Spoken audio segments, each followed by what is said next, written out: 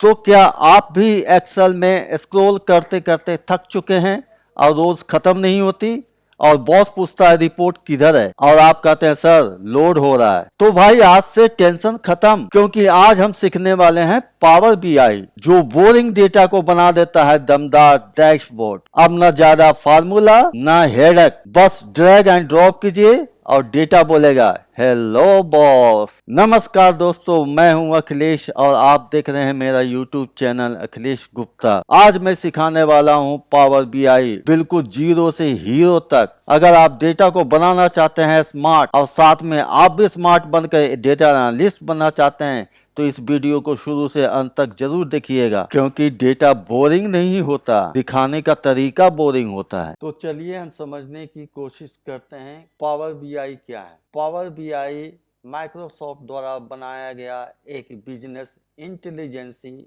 और business analytics tool है, जो आपके कच्चे डेटा को, रॉ डेटा को उठाता है और समझने लायक चार्ट, ग्राफ, डैशबोर्ड बना कर दे, जिससे आप आसानी से समझ सकें कि आखिर इस बिजनेस डेटा में चल क्या रहा है। चलिए मैं आपको एक आसान सी भाषा में एक एग्जाम्पल के साथ आपको मैं बताता हूँ। मान लीजिए कि आपके पास एक्सेल में हजारों रिकॉर्ड्स, जिसको समझना मुश्किल है, पर पावर बीआई क्या करता है, उसी हजारों रिकॉर्ड्स वाले एक्सेल्स की डेटा को लेता है और आपके सामने bar chart, pie chart, line chart, dashboard इत्यादि बनाता है, जिससे आप समझ सकें कि आखिर हो क्या रहा है, आखिर आपके डेटा में डेटा की असलियत क्या है, आखिर आपकी डेटा क्या कहना चाह रहा है। जैसे ये पाई चार्ट, बार चार्ट और लाइन चार्ट को देख लीजिए, ये उसी कच्चे डेटा, हजार रिकॉर्ड वाले एक्सेल की डेटा से बनाया हुआ है, जिसमें हमने बार चार्ट बनाया, पाई चार्ट बनाया और लाइन चार्ट बनाया। डेटा को एक्सेल में समझने से मुश्किल हो रहा था कि क्या है, लेकिन जैसे ही ये चार्ट बना, उससे आपको समझ में आ रही है कि सबसे ज्यादा सेल कौन से कस्टमर के सेगमेंट में हुआ। तो यहाँ देखें $409, $411, 478 एंड 684। दैट मीन्स ये फिगर सबसे बड़ा है।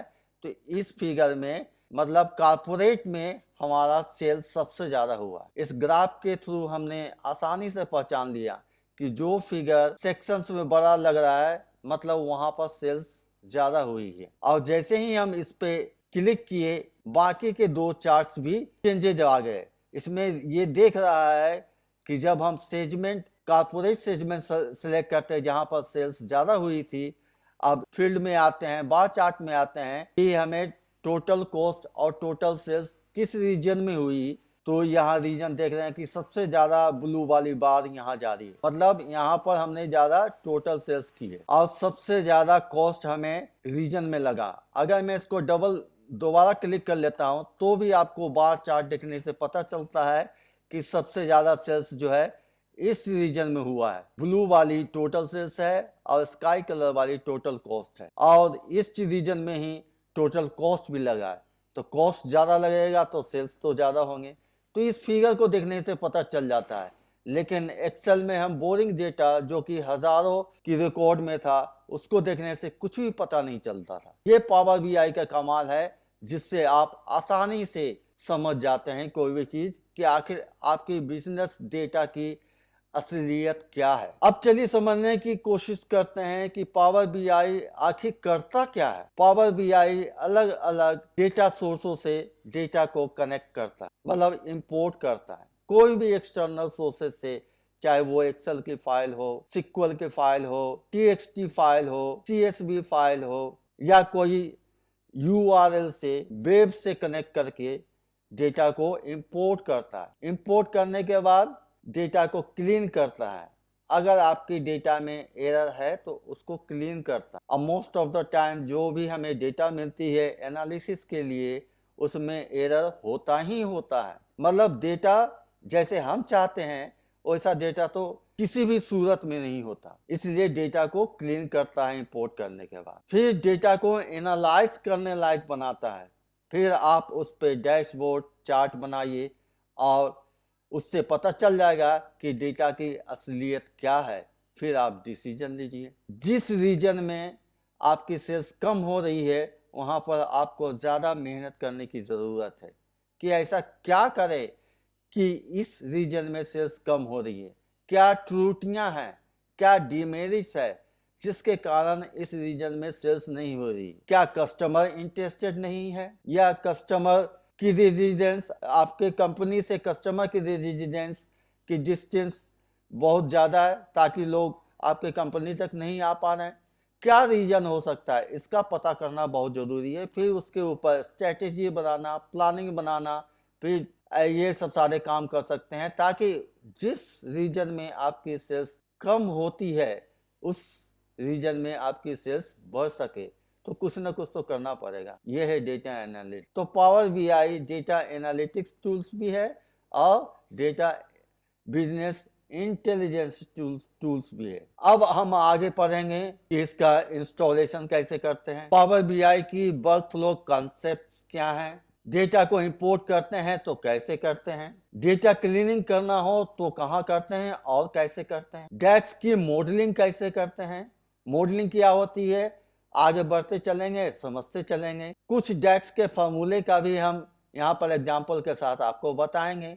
फिर विजुअलाइजेशंस बनाएंगे, डैशबोर्ड का डिजाइन करेंगे, फिर कुछ पावर बीआई सर्विस के बारे में समझेंगे कि पब्लिश कैसे करें। अगर मेरा सारा काम फिनिश हो चुका है तो हम उसको आगे पब्लिश कैसे करें, अपने सीनियर्स को कैसे दिखाएं, डेटा रिफ्रेश कैसे करते हैं। तो इन सारी चीजों को लेकर हम अभी वापस आते हैं। तब तक के लिए आप बने रहिए मेरे चैनल के साथ।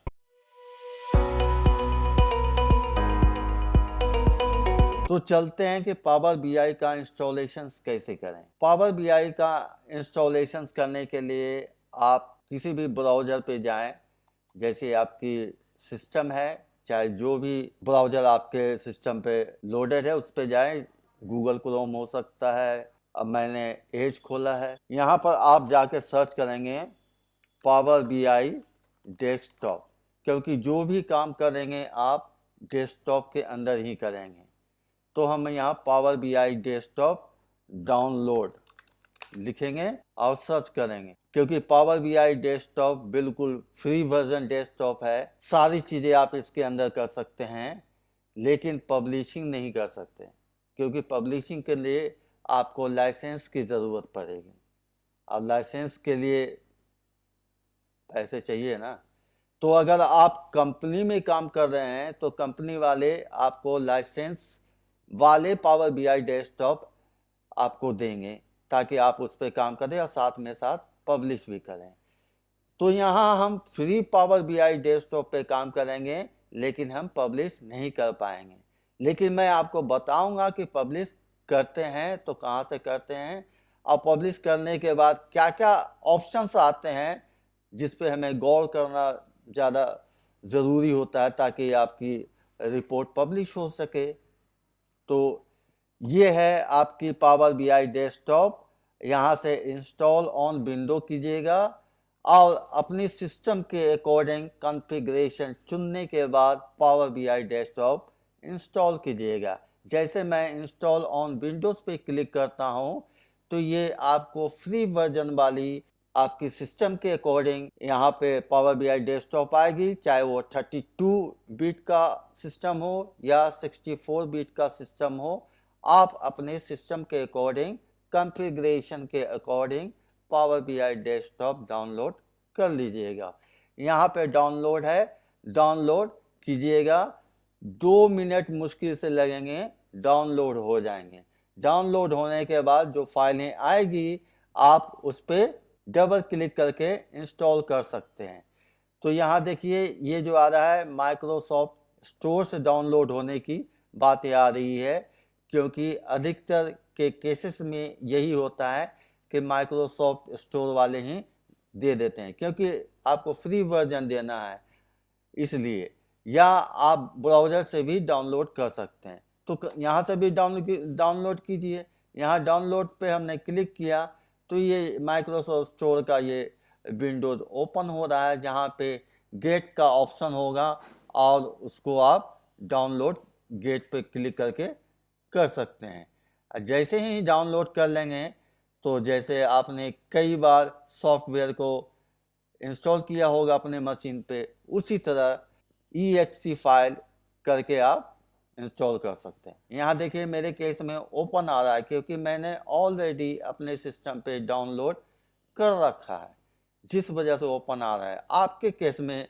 इंस्टॉल आएगा या गेट आएगा, तो आप गेट पे क्लिक करेंगे, पावर बीआई डेस्कटॉप का डाउनलोड हो जाएगा। फिर आप डबल क्लिक करके ओपन करके जैसे पहले किया करते थे कोई भी सॉफ्टवेयर इंस्टॉल अपने सिस्टम पे, सेम उसी वे में आप इंस्टॉल कर लेंगे। ठीक है, तो ये तो हुई इंस्टॉलेशन की बात। अब जैसे ही इंस्टॉल करेंगे, इंस्टॉल करने के बाद जैसे ही इंस्टॉल करेंगे तो आपके पास वो आ जाएगी पावर बीआई डेस्कटॉप की आइकन आपके डेस्कटॉप पे अवेलेबल हो जाएगी। मेरे डेस्कटॉप पे अवेलेबल नहीं था, मैंने यहाँ पर टास्क बार में अवेलेबल कर दिया। तो मैं अब इसको खोल लेता हूँ।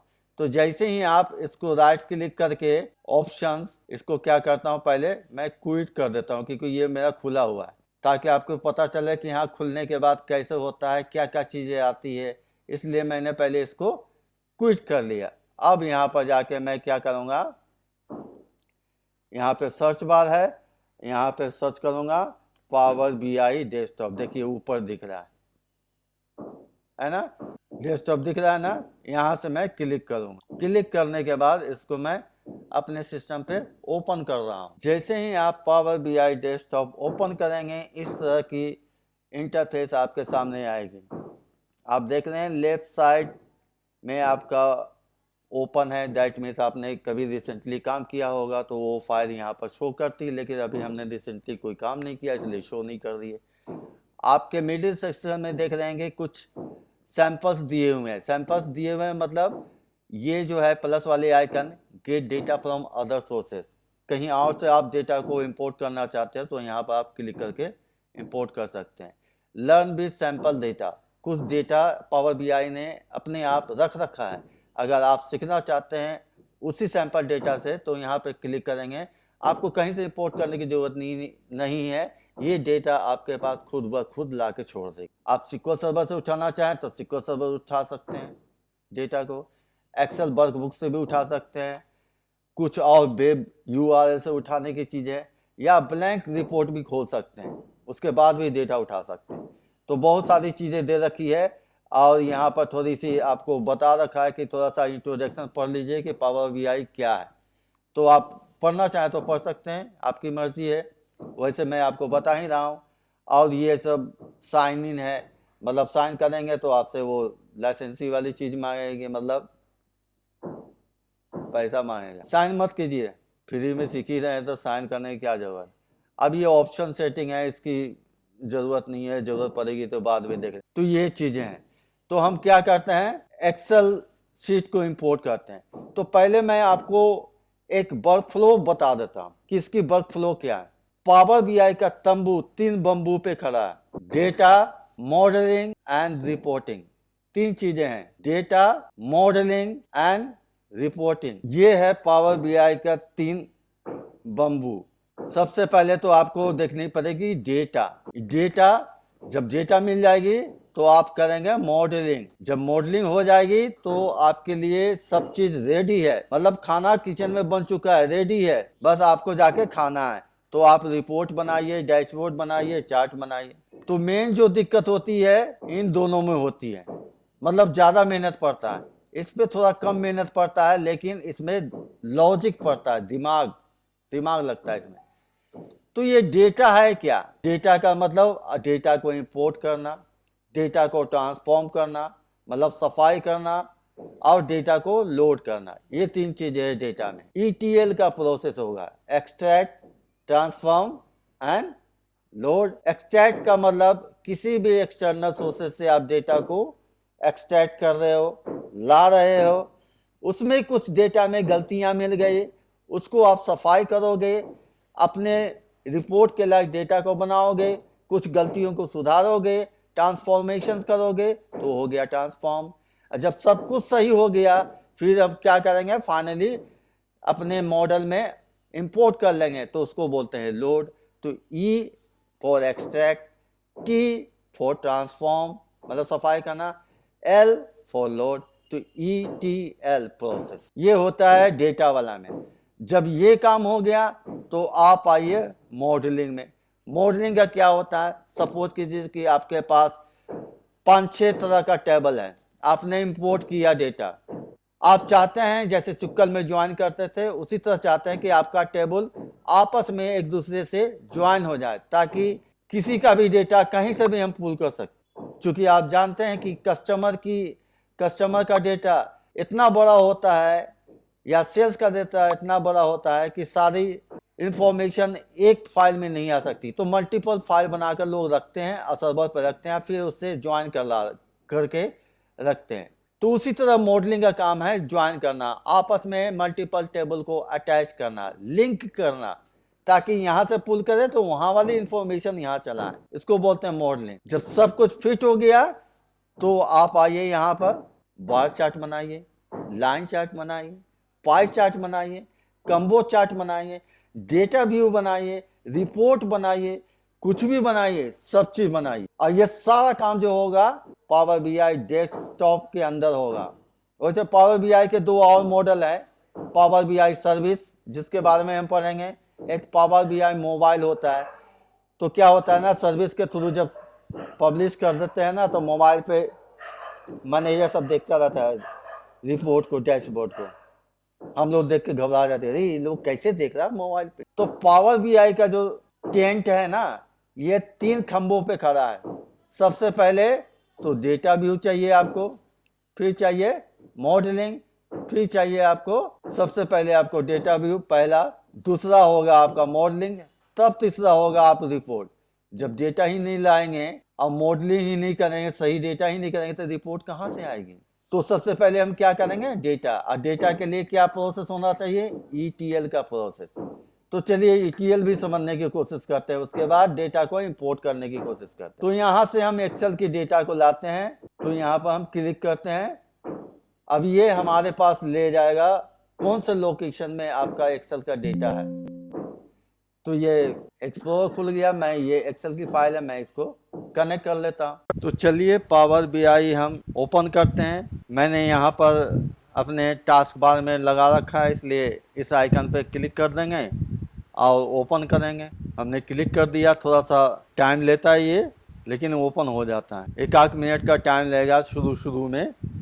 पहली बार ओपन करने में तो थोड़ा ज़्यादा टाइम लेता है, लेकिन बार बार जब आप उसका यूज़ करेंगे तो थोड़ा कम टाइम लेगा, लेकिन ये थोड़ा सा टाइम लेता है। तो चलिए हम इसको ओपन किया है, एक बार ओपन हो जाने दीजिए, देखते हैं इसका इंटरफेस। तो जैसे ही आप ओपन करेंगे इस तरह का इंटरफेस आपको सबसे पहले दिखेगा। लेफ्ट साइड में देख रहे हैं कि कुछ ऑप्शंस हैं, home, open, sign in option, about, बीच में भी कुछ ऑप्शन है, या फिर रिकमेंडेड में ऑप्शंस हैं। ये ओपन का मतलब रिसेंटली में जो आप काम करेंगे वो फाइलें यहाँ पर दिखती, लेकिन मैंने कुछ काम किया नहीं इसलिए दिख नहीं रही है। तो ओपन उस चीज़ के लिए है, डायरेक्टली अगर फाइल दिखती तो डायरेक्टली क्लिक करने से वो फाइल ओपन हो जाती। बीच में आप देख रहे हैं कि कुछ दिए हुए हैं आपकी सहूलियत के लिए पावर BI ने। यहाँ पर प्लस आइकन पे आप क्लिक करेंगे तो gate data from other sources, मतलब कहीं और से आप डेटा लाना चाहते हैं तो वहाँ से भी ला सकते हैं। लोड विद सैंपल डेटा, मतलब पावर BI कुछ सैंपल डेटा अपने आप में रख रखा है ताकि आपकी सहूलियत हो, कहीं से डेटा लाने की ज़रूरत ना पड़े। इसलिए अगर आप उस सैंपल डेटा के साथ यूज़ करना चाहें तो आप यहाँ पर क्लिक करके ला सकते हैं।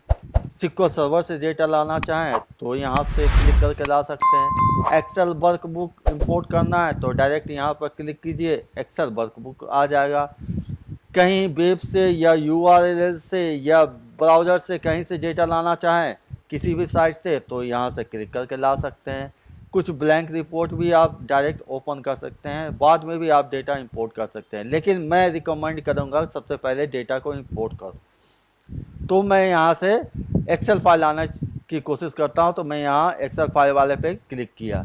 अब ये मुझे उस विंडो तक ले जाएगा जहाँ पर आपकी एक्सेल फाइल एक्चुअली है, ताकि आप उस एक्सेल फाइल को सिलेक्ट कर सके और यहाँ से इंपोर्ट कर सके। तो इंपोर्ट करने के लिए ये अब उस ब्राउज़र को खोलेगा जहाँ पर आपकी एक्सेल फाइल है। और ये चुन भी लेता है कि एक्सेल फाइल असली में कहाँ पे है आपका। तो देखिए मेरा ब्राउज़र वहीं पे जाके बिल्कुल डिट्टो वहीं पे जाकर रख दिया जहाँ पे आपकी एक्सेल फाइल एक्चुअली है। मैं इसको कनेक्ट करता हूँ और यहाँ से ओपन करता हूँ। अब जैसे ही ओपन करूँगा फिर इसकी दूसरी विंडो खुल जाएगी।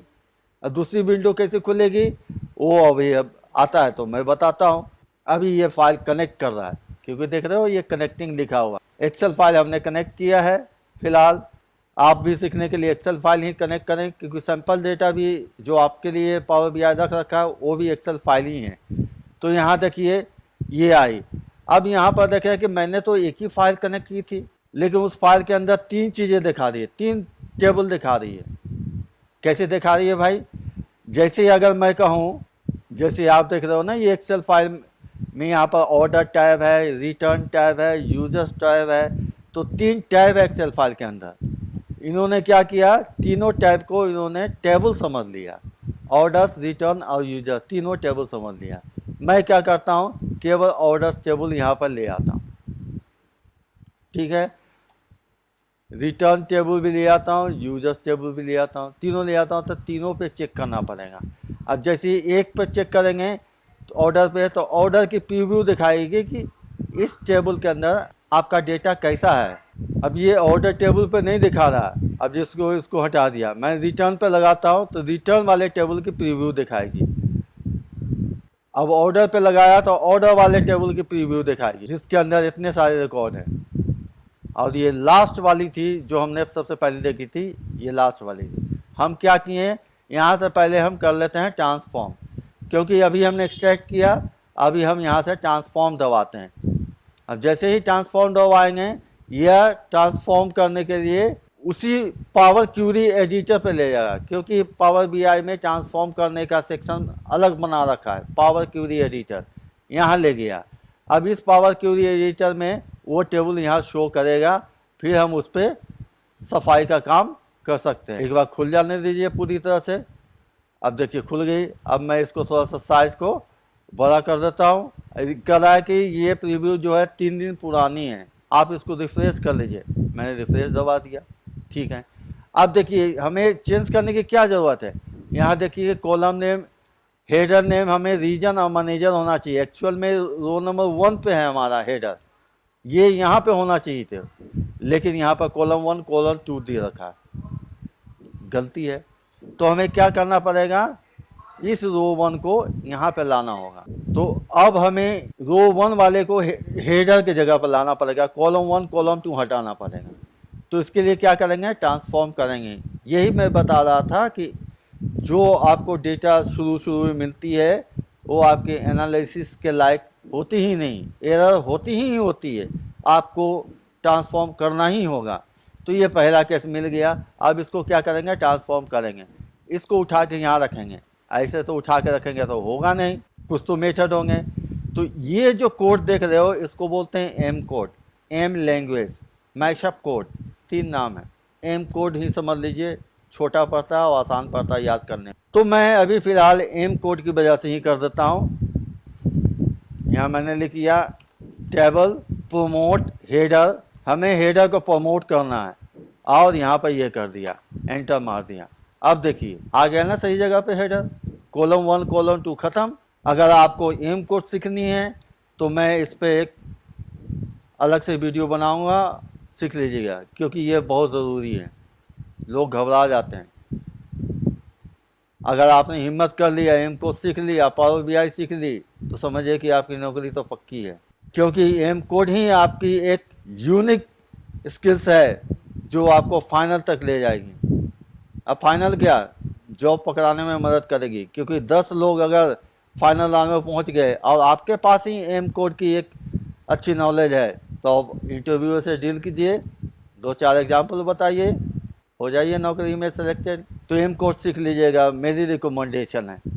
उसकी वीडियो मैं बाद में बनाऊंगा और बिल्कुल आसान सी भाषा में सिखाऊंगा। हमने क्या किया, हेडर को किया। अब क्या करेंगे, यहाँ पर सेव कर लेंगे, क्योंकि जो चेंजेस करते हैं वो सेव हो जाता है। यहाँ से सेव नहीं करेंगे तो सेव नहीं होगा। तो ये हमने वहाँ पर क्लोज एंड सेव का ऑप्शन दबा दिया। क्लोज एंड सेव का ऑप्शन दबा दिया, अब वो सेव हो गए।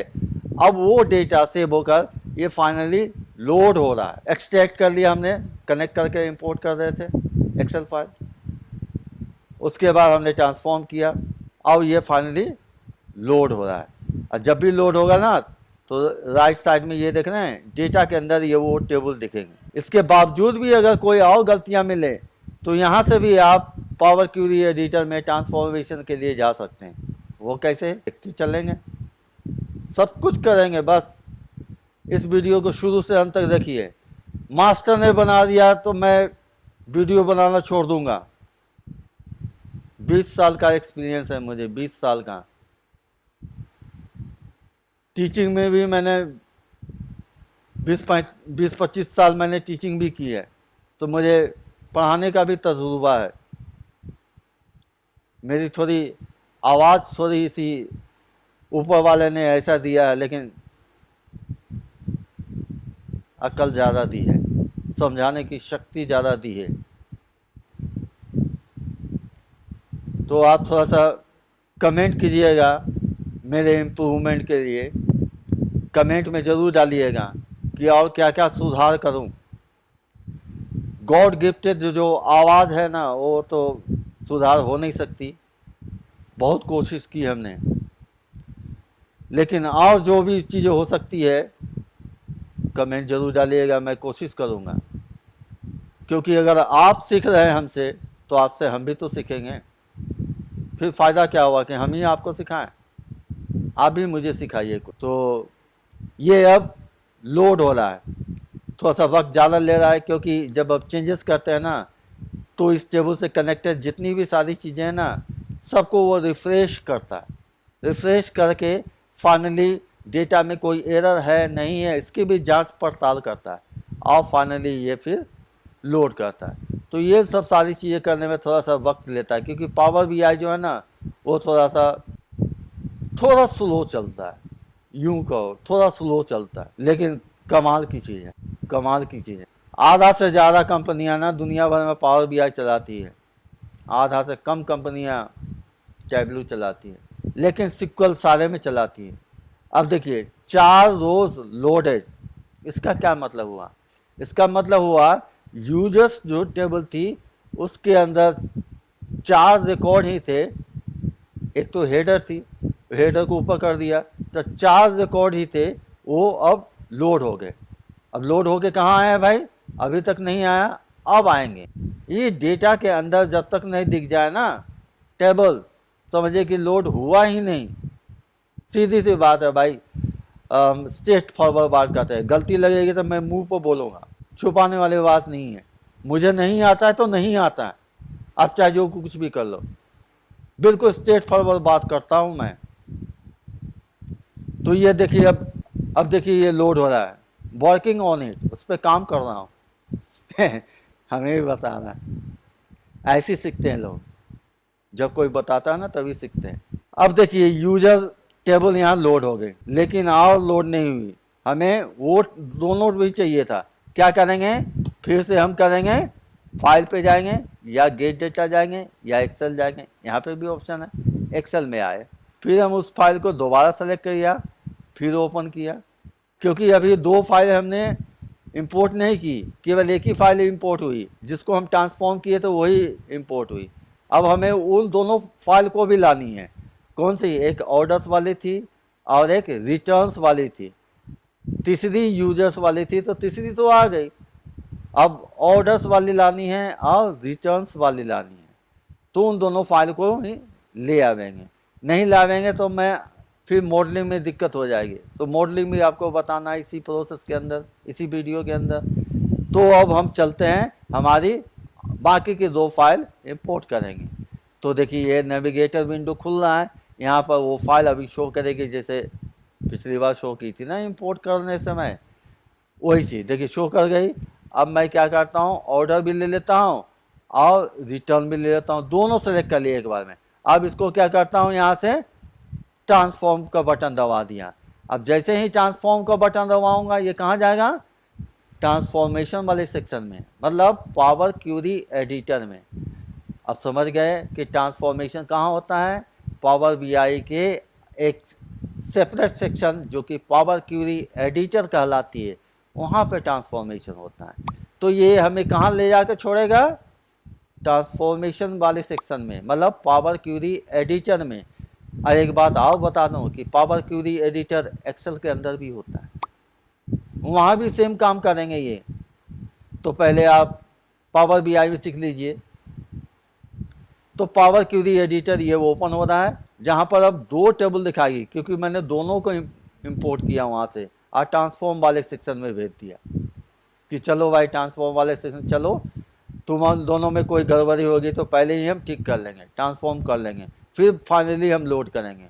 क्योंकि पहले एक्सट्रैक्ट किए, कनेक्ट किए डेटा ले जा रहे हैं, उसमें गलतियाँ हैं तो ट्रांसफॉर्म करेंगे, ट्रांसफॉर्म करने के बाद सब कुछ फाइनल हो गया, फिर फाइनली लोड कर देंगे। अब देखिए इसमें कोई गलतियाँ नहीं है, रिटर्न टेबल में बिल्कुल सही है कि ये ऑर्डर आईडी है, ये स्टेटस है, तो इसमें कुछ नहीं करेंगे। ऑर्डर्स वाले में क्लिक करेंगे तो ऑर्डर्स वाला का डेटा दिखाएगा, दिखा दिया। अब यहाँ पर देखते हैं कि इसमें चीज़ें है क्या,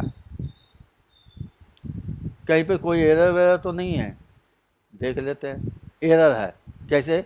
एक कॉलम 26 कॉलम 27 क्यों आया? इसकी तो ज़रूरत ही नहीं है हमारी। अब चूँकि ये सारे नल नल है, ब्लैंक वाले हैं, तो हमें क्या ज़रूरत है? आप देख लो एक बार, इसको ओपन कर, फिल्टर वाला ओपन करो, सारे नल दिखा रहे हैं। इसमें भी करके देख लो, इसमें भी सारा नल दिखा रहे हैं। तो इन दोनों को हमें क्यों चाहिए? नहीं चाहिए ना। तो क्या करेंगे, इसको भी सेलेक्ट कर दिया और इसको भी सेलेक्ट कर, राइट क्लिक करेंगे और यहाँ से क्या करेंगे, रिमूव कॉलम, मतलब कॉलम को रिमूव करें। हमने दोनों कॉलम को सिलेक्ट कर दिया और रिमूव कॉलम कर दिया, अब दोनों रिमूव हो गए। अब हमारे पास कितने कॉलम बच गए?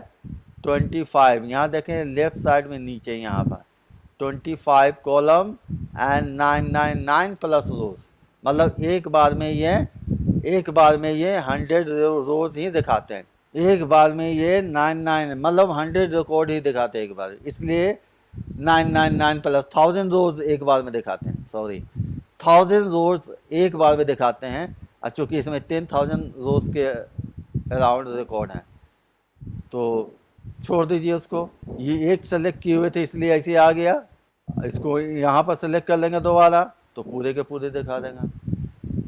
तो ये चीज़ है। तो हमने इसमें क्या किया, दोनों कॉलम जो फालतू के थे उसको हटा दिया। और कुछ है तो इसमें मैं देखता हूँ कि ऑर्डर आईडी क्या दिया हुआ है, नंबर में दिया हुआ है। नंबर में ऑर्डर आईडी है तो इसको सम करेंगे तो सम हो जाएगा, जबकि employ ID, order ID, policy number, ये सब क्या सम होने वाली चीज़ है? नहीं, इसको तो दिखाने वाली चीज़। तो इसको क्या करना चाहिए, टेक्स्ट में रखना चाहिए। तो क्या करेंगे, ये ऑर्डर आईडी वाले कॉलम को सिलेक्ट कर दिया और क्या करेंगे, हम इसको टेक्स्ट में रखेंगे। टेक्स्ट में कैसे रखेंगे, ये है ना 1 2 3, 1 2 3 का मतलब होता है नंबर। यहाँ पर क्लिक कीजिए आप और इसको कर दीजिए टेक्स्ट। अब ये लेफ्ट साइड से राइट साइड से लेफ्ट साइड में आ जाएगी। लेफ्ट साइड में जो भी चीज़ें होती है वो हमेशा टेक्स्ट में होती हैं, राइट साइड में जो चीज़ होती है वो नंबर में होती है। तो हमें ऑर्डर आईडी को प्लस माइनस थोड़ी नहीं करना है, इसलिए हमने नहीं किया। और देखते हैं और कोई भी चीज़ है जो नंबर में हो। रो आईडी, ये भी नंबर में, इसको भी क्या करेंगे, ये 1 2 3 पे क्लिक करेंगे और टेक्स्ट में कन्वर्ट कर देंगे। ये डेटा टाइप हम चेंज कर रहे हैं, इसलिए चेंज कर रहे हैं कि हमारी एनालिसिस में कोई तरह की बाधा उत्पन्न ना हो। ठीक है, ये चीज़ें कर दी। अब इसमें और कुछ भी चीज़ें हैं नहीं है, देखते हैं कहीं पर कोई भी चीज़ें और एक्स्ट्रा, और तो मुझे कुछ दिख नहीं रहा, सब कुछ फिट है। बहुत सारी चीज़ें होती है करने को, तो अभी यहाँ कुछ चीज़ें नहीं है। अब क्या करेंगे, होम पे जाएंगे, अब क्लोज एंड सेव, यह देखते हैं क्लोज एंड अप्लाई, तो इस पर क्लिक कर देंगे। इस पर क्लिक करने का मतलब है कि जो भी चेंजेज आपने पावर क्यूरी एडिटर में अपने डेटा के साथ किया, अपने टेबल में रिकॉर्ड के साथ किया, वो सारी सेव हो जाएगी। और सेव होने के बाद फाइनली लोड हो जाएगी। लोड होने के बाद वो टेबल दिखेगा, कहाँ दिखेगा, जैसे यूजर दिख रहा है डेटा सेक्शन के नीचे, उसी तरह अब स्टोर, रिटर्न, वो भी दिखेंगे यहाँ पर यूजर्स के साथ साथ। इसका मतलब क्या होगा कि हमने तीनों के तीनों टेबल को सक्सेसफुली इंपोर्ट कर लिया है अपने पावर बीआई के मॉडल में। ये हो गई पहली चीज़। अब आप देख रहे हैं कि यहाँ पर ऑर्डर टेबल भी आ गया। ये तो ऑर्डर टेबल है, लेकिन इसके ये ड्रॉप डाउन है। जैसे ही ड्रॉप डाउन खोलेंगे ये दिखाता है कि इस टेबल के अंदर कौन कौन से कॉलम थे। और जहाँ पर ये सिग्मा सिग्मा सिग्मा लगा हुआ है, दैट मीन्स ये नंबर वाली वैल्यू है। आप उसको सम भी कर सकते हो, एवरेज भी कर सकते हो, मिनिमम मैक्सिमम डिस्टिंक्ट काउंट सब कुछ कर सकते हो, मतलब एग्रीगेशन का हर पार्ट कर सकते हो आप। तो ये चीज़ें है आपकी ऑर्डर टेबल के अंदर सारे कॉलम देखने हैं।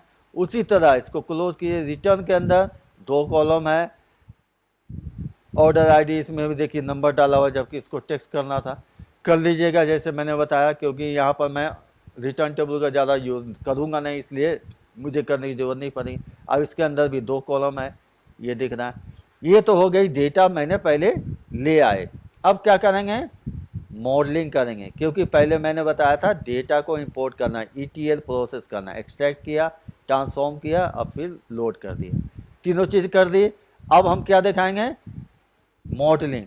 तो यहाँ देख रहे हैं लेफ्ट साइड में ये डेटा हो गया, ये मॉडलिंग हो गया, और ये रिपोर्टिंग है। ये 2 चीज़ उन्होंने बाद में नए अपडेट के साथ ही आया है। पहले ये 3 ही चीज़ हुआ करता था।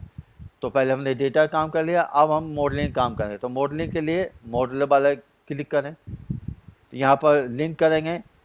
तो क्या करेंगे, हमारे पास 3 टेबल था, तीनों टेबल दिखा रहा है।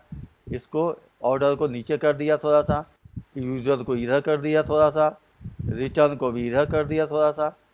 अब देखिए ये तो जुड़ गया। कैसे जुड़ गया भाई, इस पर क्लिक करेंगे तो पता चलेगा ये रीजन से जुड़ा हुआ है। इसमें रीजन है क्या, हाँ ये रीजन है ना, रीजन देखो, इस पर क्लिक करो, देखो दोनों तरफ रीजन दिखाना, रीजन से जुड़ गया। मतलब दोनों टेबल में एक ऐसा कॉलम था जो दोनों टेबल में था, उससे जुड़ गया। अब इसमें ऑर्डर आईडी है, इसमें ऑर्डर आईडी है, ये देखिए ऑर्डर आईडी है, यहाँ भी ऑर्डर आईडी है, लेकिन जुड़ा नहीं। क्यों, अगर मैं इसको उठा के यहाँ पर ऑर्डर आईडी पे ला के छोड़ देता हूँ, या इसको उठा के यहाँ पर ला के छोड़ देता हूँ, तो क्या होता है, नहीं जुड़ रहा है। जुड़ रहा है, कैसे जुड़ रहा है, लेकिन ऑर्डर आईडी यहाँ पर तो ये दिखा रहा है रिटर्न टेबल का, लेकिन इसका ऑर्डर आईडी कहाँ दिखा रहा है, देखते हैं, ये दिखा रहा है। तो इसको कर दीजिए सेव, अब ये जुड़ जाएगा। ऐसे भी आपको जोड़ने पड़ेंगे। अगर जो ऑटोमेटिक जुड़ा हुआ आ रहा है ठीक है, नहीं तो आप कनेक्ट कीजिए, मतलब लिंक कीजिए। तो यहाँ पर हम मल्टीपल टेबल को एक साथ लिंक कर रहे हैं, ठीक है। इसको हम पोस्टपोन कर देते हैं, वो रीस्टार्ट करने के लिए कह रहा है। अब हमने क्या किया, यहाँ पर कर दिया, हमने जोड़ दिया। अब ये देखिए ऊपर के 2 टेबल और नीचे के 1 टेबल। ऊपर के 2 टेबल है, इसके अंदर यूनिक डेटा है, मतलब एक रिकॉर्ड में राम राम राम 3 बार नहीं है, एक ही बार राम है। राम की बात नहीं करो, मैंने एग्जाम्पल दी है आपको कि अगर ऑर्डर आईडी भी है या रीजन भी है, तो इसके अंदर 4 ही रीजन है, ईस्ट वेस्ट नॉर्थ साउथ। लेकिन ऑर्डर के अंदर देखोगे रीजन ईस्ट कितनी बार, नॉर्थ कितनी बार, मतलब डुप्लीकेसी है। इसके अंदर भी वही है, ऑर्डर आईडी जो है वो यूनिक है, एक ही बार है। लेकिन इसके अंदर ऑर्डर्स टेबल के अंदर ऑर्डर आईडी जो है कई बार है, मतलब एक कस्टमर कई बार ऑर्डर दिया। अगर 10 बार आया तो 10 बार ऑर्डर दिया, तो ऑर्डर टेबल के अंदर 10 रिकॉर्ड होंगे उस कस्टमर के ऑर्डर आईडी से। तो ऊपर वाले जिसमें यूनिक होते हैं वैल्यू, उसको बोलते हैं डीम टेबल, डीम DIM मतलब डायमेंशन टेबल। और जिसमें डुप्लीकेसी भी होती हैं, दुनिया भर की सारी चीज़ें होती हैं, डुप्लीकेसी लेके दुनिया भर की सारी चीज़ें, उसको बोलते हैं fact table, FACT, fact table. ध्यान रखिएगा, dim table, fact table. Dim के अंदर यूनिक चीज़ें होंगी, फैक्ट के अंदर डुप्लीकेसी होगी, दुनिया भर की सारी चीज़ें। तो डीम टेबल से अगर फैक्ट टेबल की तरफ रिलेशन बनाएंगे तो डीम टेबल में तो 1 आएगा, अब फैक्ट टेबल में आएगा बहुत सारे, तो बहुत सारे को कर देता है स्टार, और 1 वाले को करता है 1। तो यहाँ देखिए रिटर्न टेबल में 1 है, मतलब एक ही रिकॉर्ड है, लेकिन इधर स्टार बहुत सारे हैं। उसी तरह यूजर्स में 1 रिकॉर्ड है, और उस वन रिकॉर्ड वाले के इसमें बहुत सारे रिकॉर्ड हैं, तो ये फैक्ट टेबल कहलाता है, ये डायमेंशन कहलाता है। इसलिए कहता है 1 to many, 1 to many, और एरो इस तरफ है, मतलब 1 से लेकर मेनी की तरफ आ रहा है, इसलिए पढ़ता है 1 to many। अगर ये एरो उल्टा होता, इस तरफ का होता, तो मेनी टू 1 पढ़ते। ठीक है, 4 चीज़ होती है ना, 1 to 1, 1 to many, many to 1, many to many, 4 चीज़ें होती है ना। सेट थ्योरी आपने कॉलेज स्कूलों में पढ़ा होगा, 11वीं 12वीं इंटरमीडिएट, बीएससी, एमएससी, उस समय पढ़ा होगा आपने मैथ्स में। सेट थ्योरी, सेट थ्योरी में 4 चीज़ें होती है, कार्डिनलिटी बोलते हैं इसको, 1 to 1, 1 to many, many to 1, many to many। तो इसके अंदर अगर मेनी टू मेनी कर दिया तो गड़बड़ है, ये सही से नहीं काम करेगा। इसलिए पावर बीआई स्ट्रिक्टली मना किया है कि जो भी आप लिंक करो टेबल को, कार्डिनलिटी को जब भी इस्टेब्लिश करो, तो आप हमेशा 1 to many करना, रिजल्ट सही आएगा, परफेक्ट आएगा, स्लो नहीं चलेगी, फास्ट चलेगी, 100% करेक्ट रिजल्ट देगा। इसलिए मेरी भी रिकमेंडेशन है कि आप 1 to many ही करना। कभी कभी बोथ साइज होते हैं, इधर से भी काम करता है, इधर से भी काम करता है, 2 एरो होंगे, तो उस केस में करना जब बहुत ही इमरजेंसी हो तभी बोथ साइड वाला करना, वरना सिंगल साइड नहीं रखना और 1 to many ही कार्डिनलिटी रखना। तो ये तो हो गई मॉडलिंग की बात। अब हमारे पास इंपोर्ट भी हो गया, मतलब डेटा व्यू का काम कर लिया, दूसरा मॉडलिंग का काम कर लिया। अब तीसरा क्या करेंगे, रिपोर्ट बनाएंगे। तो रिपोर्ट कब बनाएंगे, रिपोर्ट सेक्शन में जाकर, ये एरिया है जहां पर आपकी रिपोर्ट बनेगी। तो रिपोर्ट बनेगी तो मैं चाहता हूं कि कुछ कैलकुलेशंस करूं। तो ऑर्डर टेबल में मैंने देखा कि कुछ इसमें सेल्स की वैल्यू है, प्रॉफिट की वैल्यू है, तो मैं सोचता हूं कि टोटल सम क्या है, तो मैं क्या करता हूं, कैलकुलेशन करता हूं। तो मेरी रिकमेंडेशन है कि जो भी आप कैलकुलेशन करें एक सेपरेट टेबल के अंदर ही रखें, ताकि आपको ढूंढने की ज़रूरत नहीं पड़े। नहीं तो आप ढूंढते रहोगे, यहाँ पे कहीं बहुत सारे टेबल हैं और बहुत सारे टेबलों का बहुत सारा कॉलम है, तो ढूंढते रह जाओगे। तो मेरी रिकमेंडेशन यही है कि आप अलग से एक सेपरेट टेबल बना लो, जिसके अंदर लिख दो मेजर्स, उसका नाम दे दो, या कैलकुलेशंस नाम दे दो। तो मैं क्या करता हूँ, सबसे पहले एक टेबल बना लेता हूँ सेपरेट, जिसके अंदर कैलकुलेशन बना के उसके अंदर रखूँगा। तो मैं क्या करूँगा, यहाँ पर एंटर डेटा का ऑप्शन जाऊँगा, यहाँ से सेपरेट टेबल बनता है, ये क्लिक किया, यहाँ से मैं सेपरेट टेबल बनाऊँगा। ठीक है, टेबल का नाम रखूँगा क्या, मेजर्स रख सकता हूँ या कैलकुलेशन रख सकता हूँ। तो यहाँ टेबल का नाम में आप लिख दीजिए मेजर्स और लोड कर दीजिए। अब ये लोड करेंगे तो यहाँ पर मेजर्स नाम की एक टेबल भी अंदर चली आएगी। ठीक है, आने दीजिए, अभी आ जाएगी, आ रही है, अभी बन रही है, लोड हो गई। अब लोड हो गई, अब देखते हैं मेजर्स टेबल आया कहाँ भाई, मेजर्स 2 आ गया। मेजर्स 2 क्यों आया, मेजर्स 2 आया, ऑर्डर्स को भी क्लोज कर दो, सबको क्लोज कर। इसका नाम हम मेजर्स रखेंगे, तो इसको हम क्या करते हैं, रीनेम कर लेते हैं, रीनेम करेंगे और यहाँ पर जाके 2 को, अच्छा मेजर्स ऐसे रख दिया, यूनिक नाम हो गया, ताकि इसके अंदर इनबिल्ट कुछ फंक्शंस होंगे ना, तो मैच नहीं करेगा, इसलिए वो शायद मेजर्स 2 नाम रख दिया हो। अब देखिए मेजर्स के अंदर क्या है, एक कॉलम आ गया। कॉलम क्यों आया, मैंने तो टेबल बनाई, टेबल जब बनाओगे तो कम से कम एक कॉलम तो होगा, तभी तो टेबल बनेगी। तो टेबल क्यों बनेगी, है ना, सही बात। तो क्या करते हैं, पहले इसके अंदर एक मेजर बना लेते हैं, फिर कॉलम को हटा देंगे, ताकि एक कॉलम तो आ जाएगी। ऐसे डिलीट करना चाहो तो डिलीट नहीं होगी, टेबल ही डिलीट हो जाएगी। तो क्या करते हैं, मेजर्स बनाते हैं, कैलकुलेशन बनाते हैं, करने का मतलब। तो जिस टेबल के अंदर अगर आपको कैलकुलेशन बनानी है, उस टेबल के ऊपर कर्सर ऐसे रखना पड़ेगा। इसके अंदर बनाएंगे तो इसके अंदर रखना पड़ेगा। तो मैं इसके अंदर बनाता हूँ, क्योंकि सेपरेट टेबल मैंने कैलकुलेशन के लिए ही रखा। यहाँ पर बनाया, और जैसे ही यहाँ पर हम रखते हैं और राइट क्लिक करते हैं, तो ये ऑप्शन खुलता है न्यू मेजर, मतलब न्यू मेजर बनाइए। या यहाँ पे भी आप देखते हैं न्यू मेजर आ रहा है, तो यहाँ से भी आप क्लिक करके न्यू मेजर बना सकते हैं, यहाँ से बना सकते हैं। तो पहले मैं यहाँ से बनाता हूँ। तो यहाँ से बनाया तो यहाँ पे देखिए एक कैलकुलेशंस का फार्मूला बार खुल जाएगा, जैसे एक्सेल में खुल जाता है ना फार्मूला बार, और वहाँ पर हम फार्मूला लिखते हैं, तो वैसे ही यहाँ पर अभी फार्मूला बार खुलेगा। तो यहाँ पर खुलने दीजिए, यहाँ पर खुलेगा। अभी खुला नहीं, क्यों नहीं खुला भाई? ये खुला। अब इसको मेजर्स का नाम रख लेते हैं क्या? Total sales. टोटल सेल्स रख दिया नाम। टोटल सेल्स कैसे रखेंगे नाम? ऐसे रख दिया। अब हमें कैलकुलेशन का फार्मूला लिखना पड़ेगा। टोटल सेल्स तो हमने नाम किया कि भाई सेल्स का टोटल कर दें, लेकिन ये फार्मूला क्या डालेंगे ताकि सेल्स को टोटल करे? तो यहाँ लिखेंगे सम एक्स। एक सम होता है, एक सम एक्स होता है। सम होता है जो डायरेक्ट उस कॉलम को सम कर देता है, और सम एक्स इसलिए लेते हैं कि उस टेबल के अंदर पहले जाएंगे। उस टेबल के अंदर इसलिए जाएंगे कि हो सकता है कि उसके अंदर क्वांटिटी दे रखा हो, यूनिट प्राइस दे रखा हो, डिस्काउंट दे रखा हो।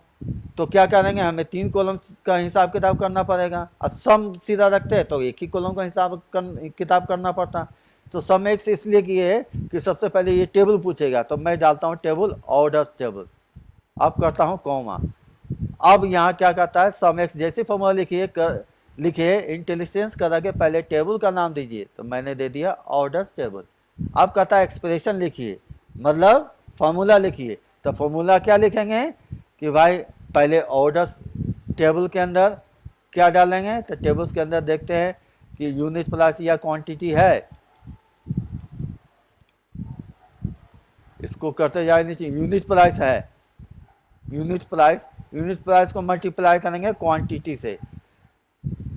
तो ये देखिए क्वांटिटी है, इसको मल्टीप्लाई कर दिया, मतलब अगर 5 क्वांटिटी हमने बेचा 2-2 रुपये वाले, तो 5 दूनी 10 मल्टीप्लाई करेंगे तो कर दिया। और उस पर डिस्काउंट भी दिया था, तो डिस्काउंट को हम माइनस करेंगे, है ना।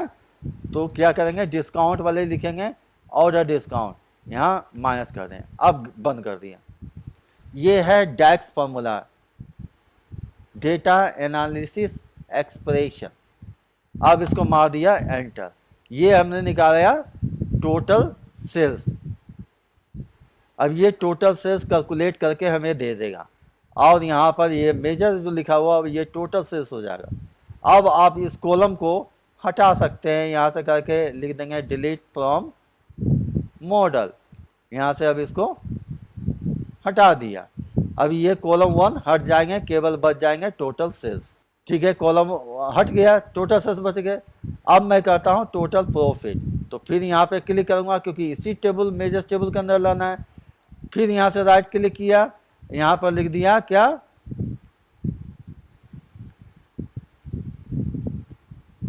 कॉस्ट निकालता हूँ, टोटल कॉस्ट। फिर फॉर्मूला बार खुलेगा, यहाँ लिख देंगे टोटल कॉस्ट, मतलब सेल्स तो उतना किया, हमने कितना लगाया था, तो हम तो पहले निकाल चुके टोटल सेल्स, तो दोबारा क्यों सम करें। लिख देंगे टोटल सेल्स जो हमने लगाया बनाया था कैलकुलेशन, उसमें से माइनस कर देंगे क्या, जो हमारे पास प्रॉफिट हुआ।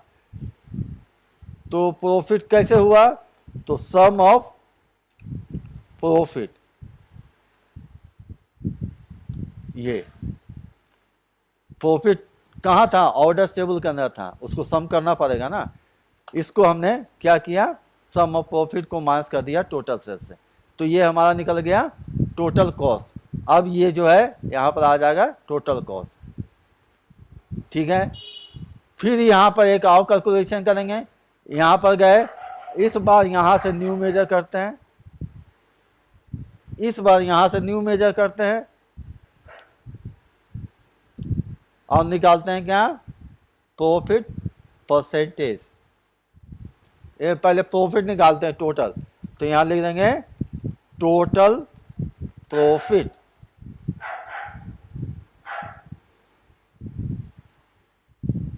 अब लिखते हैं टोटल प्रॉफिट, तो क्या करेंगे, सम प्रॉफिट लिखेंगे, ये अपने आप आ जाएगा यहाँ पर। अब हमने टोटल प्रॉफिट निकाल ली। अब ये टोटल प्रॉफिट भी यहाँ पर बन के आ जाएगा मेजर टेबल के अंदर, क्योंकि हमने अभी तक 3 कैलकुलेशन कर ली।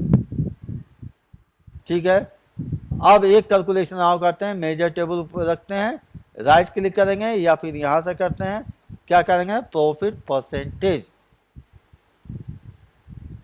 अब हम निकालते हैं प्रॉफिट परसेंटेज। तो फिर ये हमारा यहाँ पर बार खुलेगा, यहाँ लिखेंगे प्रॉफिट पीसीटी, मतलब परसेंटेज। प्रॉफिट परसेंटेज कैसे होता है भाई, तो भाई टोटल प्रॉफिट जो हमारा था डिवाइड कर देंगे टोटल सेल्स से, तभी तो निकल जाएगा परसेंटेज में। सिंपल ऐसे करते हैं। इसमें क्या होता है कि अगर नंबर है, प्रॉफिट के नंबर है और सेल्स के नंबर है तब तो दे देंगे, अगर नंबर नहीं है या कोई एरर आ रही है तो एरर दे देगा। तो इससे बढ़िया तरीका है कि डैक्स का एक है function divide total profit by total sales. इसमें क्या होगा कि एरर किसी भी सूरत में नहीं देगा, ये जहाँ एरर आएगी वहाँ ज़ीरो दे देगा, मतलब जहाँ वैल्यू है वहाँ परसेंटेज में, वरना ज़ीरो। तो इसलिए हमने डिवाइड लगाया, डायरेक्ट इतना डिवाइडेड बाय इतना नहीं करके ऐसे कर दिया। ये चीज़ें हमने कर ली, 4 कैलकुलेशन हमने बना दी। क्या, total sales, total profit, total cost और प्रॉफिट परसेंटेज। अब क्या कर लेंगे, अब हम करते हैं ग्राफ बनाते हैं। तो ये तो हो गई डेटा वाली सेक्शन, आइए हो गई विजुअलाइजेशन वाली सेक्शन। तो ये इतने सारे जो है चार्ट विजर्ड दिए हुए, सैंपल चार्ट दिया हुआ, इससे आप चुनिए और बनाइए। तो मैं क्या करता हूँ, एक पहले टेबल बनाता हूँ। तो मैंने यहाँ पर एक टेबल ले लिए, मैट्रिक्स ले ली, मैट्रिक्स पे क्लिक किया, इस तरह की चीज़ें आ गई। अब मैंने यहाँ पर क्या किया, मैं यहाँ पे गया ऑर्डर टेबल के अंदर और मैंने यहाँ पर ले लिया क्या, मैंने यहाँ पर ले लिया आपका रीजन को ले जाके यहाँ पर ड्रैग करके छोड़ दीजिए, रीजन आ गए। अब रीजन में क्या लेंगे, टोटल सेल्स ले लिया, टोटल सेल्स भी ला के छोड़ दीजिए। अब ये रीजन बाय टोटल सेल्स आ जाएगी, अभी ये ग्राफ बन जाएगा रीजन बाय टोटल सेल्स। अभी बन रहा, प्लॉट कर रहा है, ये यहाँ घिसका के यहाँ भी ला सकते हैं। अब ये देखिए यहाँ पे थोड़ा सा आने दीजिए, आ गया, टेबल आ गया। तो इस तरह से टेबल भी आप बना सकते हैं, इसको आप छोटा बड़ा आप फ्रेम में कर सकते हैं। ठीक है, एक तो ये टेबल हो गई। अब मैं चाहता हूँ कि टेबल ना बनाओ, ये आ गई टेबल के फॉर्मेट में जो मैंने आपको दिखाया, लेकिन मैं चाहता हूँ कि अब टेबल ना बनाओ, इसको बार चार्ट में दिखाऊं। तो सीधा आप आके यहाँ पर बार चार्ट वाले क्लिक कर देना, सिंपल, ये अपने आप बार चार्ट में बन जाएगा। ये देखिए बार चार्ट बन गया।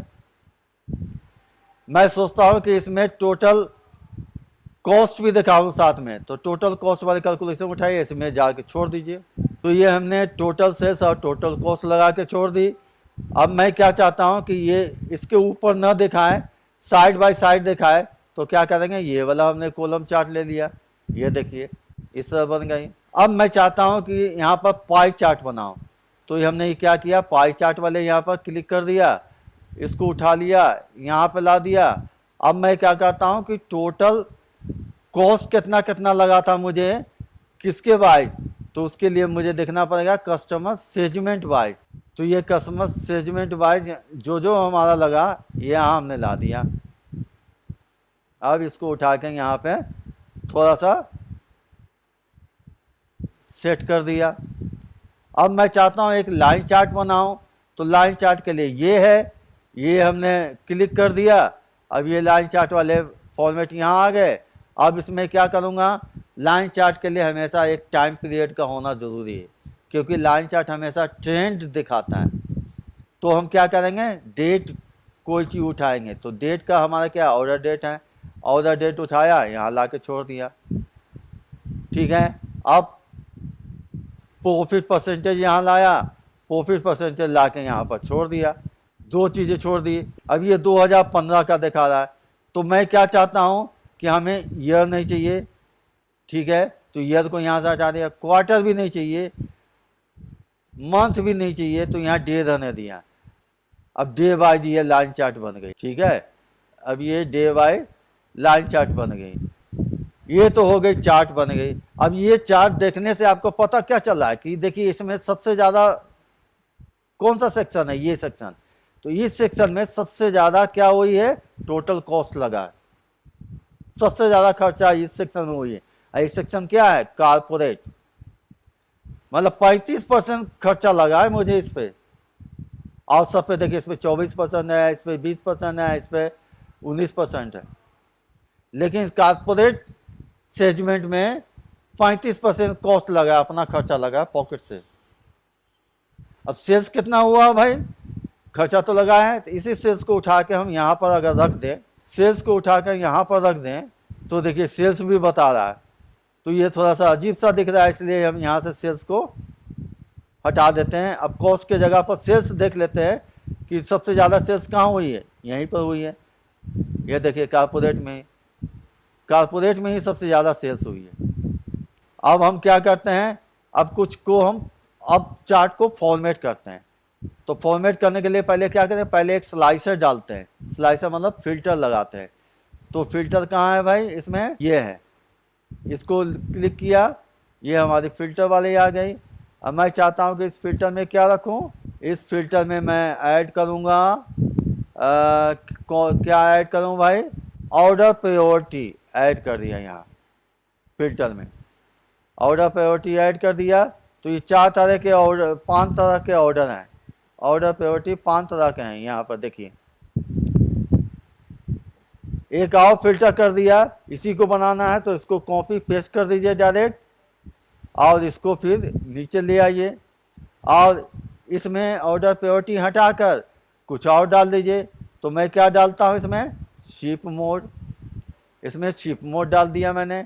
अब हमारे पास आ गए 2 फिल्टर, यहाँ से फिल्टर कर सकते हैं। इस पर क्लिक करेंगे, सारी चार्ट में चेंजेज आएगी। इस पर फिट करेंगे, सारी चार्ट में चेंजेज आएगी। यहाँ फिट करेंगे, सारी चार्ट में चेंजेज आएगी।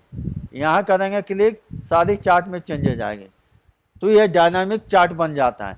अब पार्ट चलता है, इसको हम फॉर्मेटिंग कैसे करें ताकि कुछ अट्रैक्टिव दिखे। तो हम क्या करते हैं, चार्ट को फॉर्मेटिंग करते हैं। मैं क्या चाहता हूँ, इसके चारों तरफ बॉर्डर आ जाए और ये वाली जो लीजन है ना नीचे आ जाए, क्योंकि इधर ज़्यादा जगह छेक रहा है। तो ये तो वही विजर्ड वाली जहाँ से वीडियो बनाओगे, साइड में जो है ये आपके फॉर्मेट वाली है। तो यहाँ से आप क्या करोगे, लीजन ऑन है, लेकिन लीजन के क्या ऑप्शन है, इस सेंटर राइट में है, मुझे क्या करना है बॉटम सेंटर में। तो ये हम नीचे ले आए, ठीक है, थोड़ा सा ऊपर कर दिए।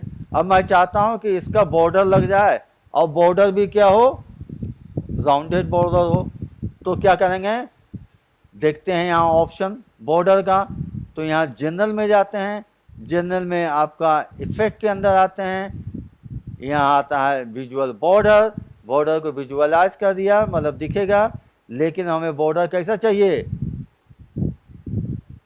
थोड़ा सा मोटा चाहिए, पतला चाहिए, कैसा, राउंडेड चाहिए। तो थोड़ा सा इसकी साइज बढ़ा दीजिए, ऐसे ऐसे, देखिए राउंडेड हुआ कुछ, हाँ राउंडेड हो गया।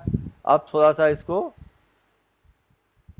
ऊपर कर दिया, थोड़ा सा अब नीचे रखता हूँ, और इसको कर देता हूँ थोड़ा छोटा,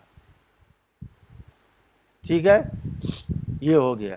इसी तरह अब इसको करेंगे, इसको भी क्या करते हैं हम, उसी में जाएंगे, और इसमें जाकर ये फॉर्मेट का आइकन है, इसके अंदर जाकर हम क्या करेंगे, डेटा लेवल को पहले ऑन कर देंगे ताकि यहाँ पर वैल्यू भी दिखे। और उसके बाद क्या करेंगे, जनरल में आके इफेक्ट के अंदर आकर हम बॉर्डर को भी इसको राउंडेड कर लेते हैं। ये नहीं, विजुअल बॉर्डर में जाकर अब इसको राउंडेड कर लेते हैं, और 5 तक लाके छोड़ देते हैं इसको भी, ठीक है। अब ये हो गया। अब इसको भी देखते हैं कि बॉर्डर हुआ कि नहीं हुआ, राउंडेड हुआ कि नहीं हुआ, हो गया। अब इसको क्या करते हैं, क्लिक करके और इसको उठाते हैं, और इसको थोड़ा सा इसके साइज के लाके ऐसे थोड़ा सजाते हैं, और थोड़ा सा इसको भी इसके साइज के बराबर लाके, और थोड़ा सा इसको थोड़ा सा इधर खिसकाते हैं ऐसे, और थोड़ा सा छोटा कर देते हैं। इसको इधर ले आते हैं, इसको इधर ले आते हैं।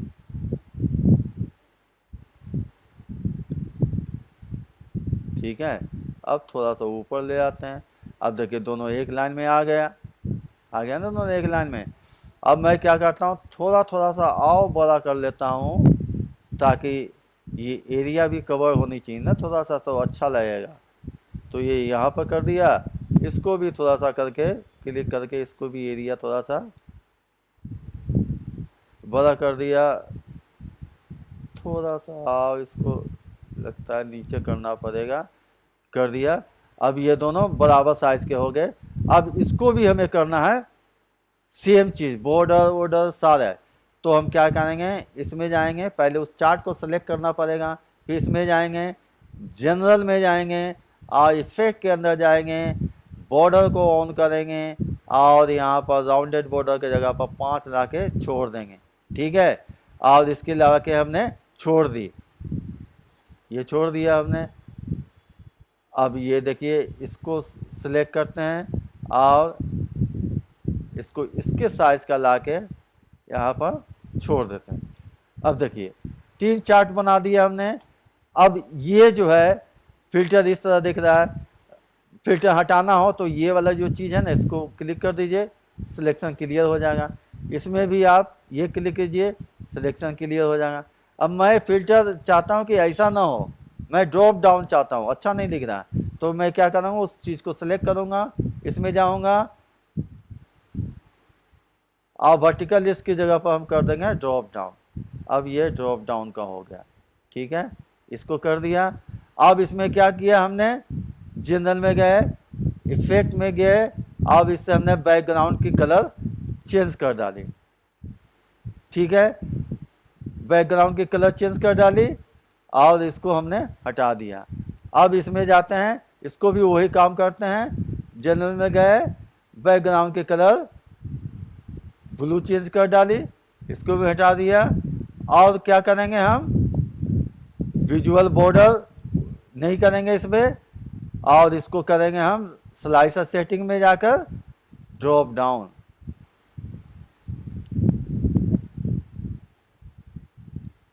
ड्रॉप डाउन कर दिया। अब इसको भी जाके हम यहाँ पर ये कर दिया और इसको भी ले जाके यहाँ पर हमने ऐसे रख दिया। अब देखिए मेरे पास 2 ड्रॉप डाउन हो गए और ये हो गए। अब मुझे यहाँ पर चाहिए हेडर। हेडर क्या चाहिए, अब मुझे इस पे एक चीज़ और करता हूँ मैं, इस पे लाइन चार्ट पे मैं चाहता हूँ कि ये जो एज दिख रहा है ना, मैं यहाँ पर डॉट डॉट देना चाहता हूँ, तो इसको भी फॉर्मेट करेंगे। इस चार्ट को सेलेक्ट करेंगे, यहाँ गए, लाइन वाले एक्स पे गया, थोड़ा सा ऊपर गया, लाइन सॉलिड जो यहाँ लिखा हुआ है वहाँ पर आप डैश लाइन भी कर सकते हो, ऐसे हो जाएगा। डॉटेड लाइन भी कर सकते हो, ऐसे हो जाएगा, लेकिन सॉलिड लाइन ज़्यादा बढ़िया दिख रहा है। और उसके बाद देखिए ये है, मैं इसको स्मूथ करना चाहता हूँ, तो ये क्या हो गए, अब देखिए स्मूथ दिख गया। अब स्मूथ तो दिख गया, अब मुझे चाहिए ऐसे ऐसे बिंदु मार्कर, तो यहाँ पर आए। अब यहाँ पर हमें क्या करना पड़ेगा, मार्कर पे आए, इसको ऑन कर दिया। मार्कर हमें राउंड राउंड चाहिए, राउंड आ रहा है, थोड़ा सा और बड़ा चाहिए साइज, तो इसको बढ़ा दीजिए साइज ऐसे। ठीक है, थोड़ा छोटा चाहिए तो थोड़ा छोटा कर दीजिए, ऐसे साइज को आप यहाँ से छोटा बड़ा कर सकते हैं। अब इस मार्कर में आपको चाहिए, अभी ब्लू कलर है, कोई और कलर चाहिए तो आप यहाँ से कलर भी चेंज कर सकते हो। मैं चाहता हूँ कि ये पिंक कलर आ जाए, मार्कर में पिंक कलर आ गया। तो इस तरह से आप मार्कर का भी पार्ट कर सकते हो। अब इसको चाहते हो कि इसमें जो लिखा हुआ है वो दिख नहीं रहा, ये वाइट कलर का कर दो, तो आप इसको सेलेक्ट करो, फॉर्मेट में जाइए, वैल्यू में जाइए, ब्लैक कलर दिख रहा है, आप इसको कर दीजिए वाइट। ठीक है, लेकिन ये वाइट तो अंदर वाला दिख रहा है, ऊपर वाला नहीं दिख रहा है, तो ऊपर वाले को कहते हैं टाइटल। तो ये हेडर है, स्लाइसर का हेडर है, इसमें जाके आप कर दीजिए वाइट, आ गया। सेम चीज आप इसमें भी कर सकते हो, इसको भी आप वाइट कर लो। यहाँ से आप फॉन्ट साइज भी बढ़ा सकते हो, ठीक है, तो बढ़ा लेना वो आप, अगर आपको ज़रूरत पड़ेगी तो। वैल्यू में भी जाके हमने वाइट कर दिया। अब मुझे सारी चीज़ें यहाँ पर आराम से दिख रही है। मैं यहाँ से खोलूँगा और यहाँ पर ये सब नहीं दिख रही है, ये हाईलाइट नहीं दिख रही, तो इसलिए यहाँ पर हमेशा वाइट ही रखना, ब्लैक ही रहना चाहिए। तो मैं क्या करूँगा, इसको सेलेक्ट करूँगा और इस पे जाऊँगा, और इस पे जाके वैल्यू को हम क्या करेंगे, हमेशा या पिंक कर दो तो दिखे कम से कम। तो पिंक वाला नहीं दिख रहा है, तो आप क्या करो, ब्लैक ही रखो, ज़्यादा बेटर है, ठीक है। इस पे भी आप ब्लैक ही रखो तो ज़्यादा बेटर है वैल्यू के अंदर, ठीक है। ये कर दिया। अब आप यहाँ पे जाके, अब ये देखिए अब साफ दिख रहा है ना, हाई पर लगा दीजिए चेक, सारी चीज़ें चेंजेस हो जाएंगे। तो ऐसे कर सकते हैं आप। अब ये तो बन गया, लेकिन डैशबोर्ड बनने के लिए यहाँ पर एक हेडर की भी ज़रूरत पड़ती है और एक लोगो की भी ज़रूरत पड़ती है, तभी तो डैशबोर्ड इंटरेक्टिव दिखता है। तो मैं क्या करता हूँ, यहाँ पर हेडर बनाता हूँ। तो हेडर के लिए कैसे करेंगे, ये टेक्स्ट बॉक्स क्लिक कीजिए, ठीक है। अब यहाँ पर लिखिए क्या, हेडर में लिखिए सेल्स डैशबोर्ड, इसको कर दीजिए थोड़ा सा रिसाइज कर दीजिए, इसको कर दीजिए थोड़ा सा बड़ा, क्योंकि हेडर जो है वो थोड़ा सा बड़ा दिखना चाहिए ना। तो हम यहाँ से कर सकते हैं क्या, 18 साइज कर दिया। अब थोड़ा सा इसको बढ़ा दीजिए, इधर से भी थोड़ा सा बढ़ा दीजिए। अब इसको कर दीजिए बीच में, ठीक है, कर दीजिए बोल्ड और इसको उठा लीजिए, ये हो गया। थोड़ा सा और साइज बढ़ा दीजिए इसको,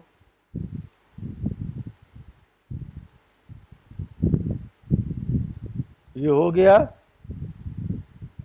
अब इसको उठा के यहाँ पर ले आइए। अब थोड़ा सा और नीचे कर दीजिए इसको हल्का सा। अब देखिए सेल्स डैशबोर्ड हो गया लिखा हुआ। अब ये क्या है, इसके अंदर आप कुछ पंच लाइन टाइप की, थोड़ी स्टोरी टाइप के आप लिखते हैं ना, तो उसके लिए भी आप यहाँ पर टेक्स्ट बॉक्स एंट्री कीजिए, इसको ऐसे बनाइए और यहाँ पर लिख दीजिए this is all about the sales for the listed company in every regions category segment wise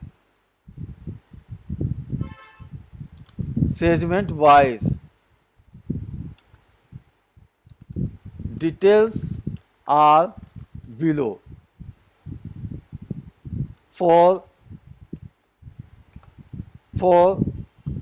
2015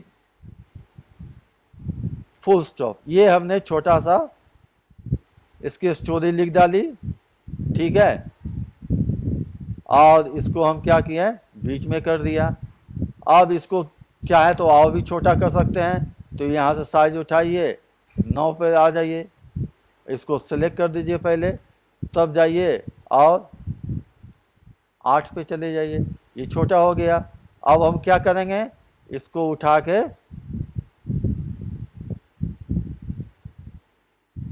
इसको थोड़ा सा आओ नीचे कर दीजिए और इसको उठा के, ठीक है, यहाँ से पकड़िए और उठा के यहाँ पर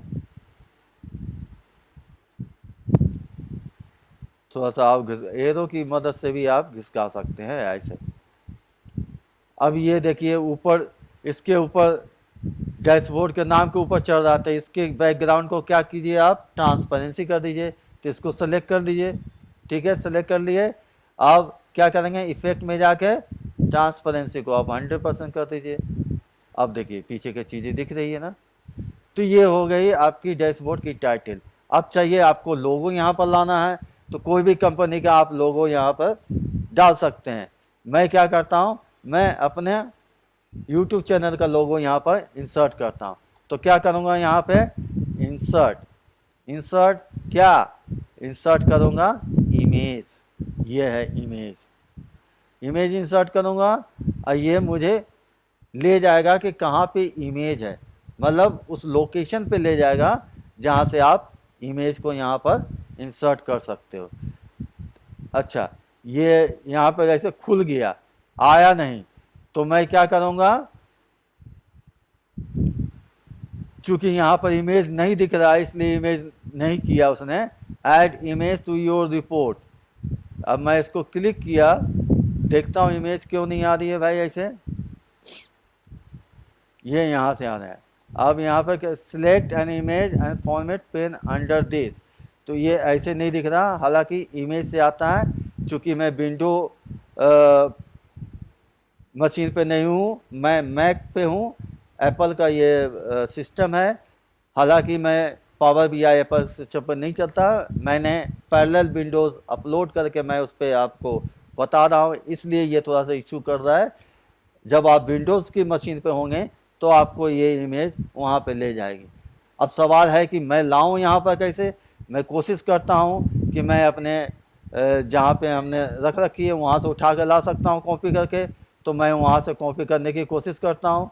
मैं चला गया यहाँ पे, यहाँ से हमने कॉपी कर ली और यहाँ पर ला के हमने पेस्ट किया। देखते हैं पेस्ट होता है कि नहीं, तो पेस्ट तो नहीं हो रहा। तो मैं क्या करता हूँ कि पहले मैं इसकी विंडोज़ वाली डेस्कटॉप पे जाके यहाँ पे अगर मैं Alt+D करता हूँ तो यहाँ पे पेस्ट करता हूँ, यहाँ पे पेस्ट हो गया। अब मैं जाके वहाँ पर क्या करता हूँ, इंसर्ट इमेज, यहाँ पर आके इंसर्ट ऐड एन इमेज, और इमेज कहाँ है भाई, तो ये लाइन क्या कर रहा है, रिमूव कर रहा है, मतलब इमेज यहाँ लाने नहीं दे रहा है। तो क्या करता हूँ मैं, Alt+D जो किया था, यहाँ से राइट क्लिक करके कॉपी करने की कोशिश करता हूँ, राइट क्लिक नहीं हो रहा है, तो यहाँ से मैं Ctrl+C करता हूँ।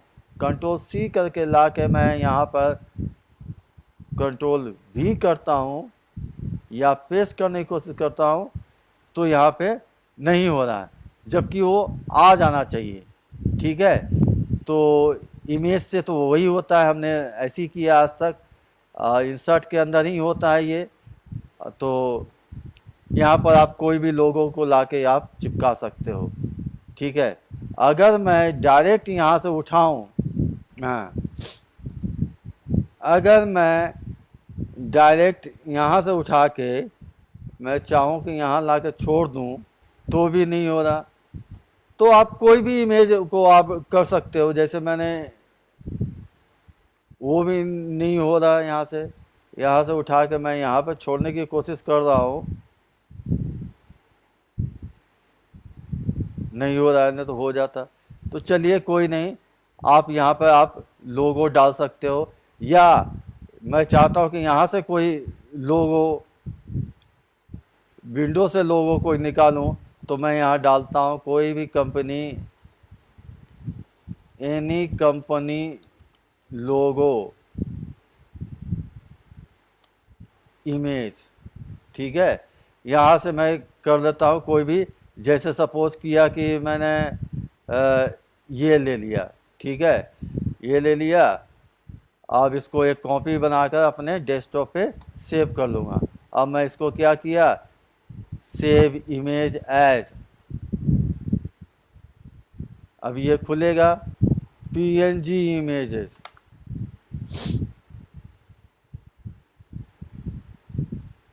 उठाया कोई भी, ये